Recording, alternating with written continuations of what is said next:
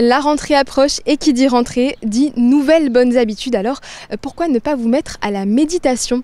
Cette pratique dispose de nombreux bienfaits à la fois pour notre santé mentale et physique. Nous avons rencontré Marina Bordet qui est coach à Monaco pour nous en dire un peu plus.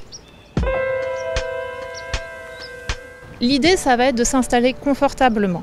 Idéalement, on essaye d'avoir la colonne vertébrale la plus droite possible.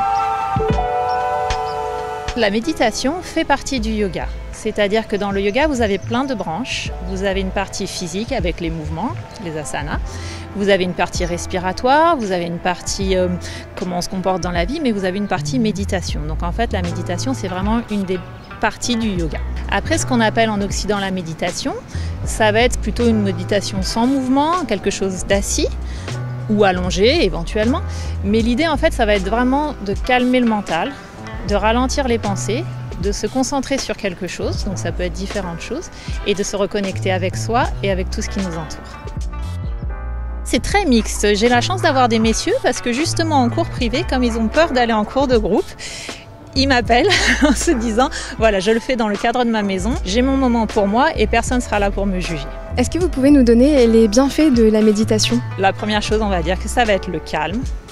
L'idée vraiment aussi, ça va être se connecter justement avec soi, avec qui on est vraiment, peut-être même se rappeler qui on est vraiment, au-delà de son prénom, au-delà de son travail, de son rôle dans la famille, de son rôle dans la société. Et après, scientifiquement, ça commence à être vraiment bien mesuré. On se rend compte qu'en fait, ça diminue certains risques de maladies cardiovasculaires, de dégénérescence mentale.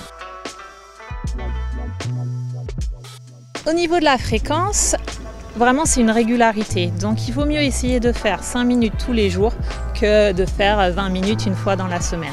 Il faut vraiment essayer d'inclure ça dans sa routine parce qu'après, pour en voir les bénéfices, il faut vraiment que ça devienne une habitude. En fait, il faut essayer d'entraîner son cerveau comme on entraîne ses muscles.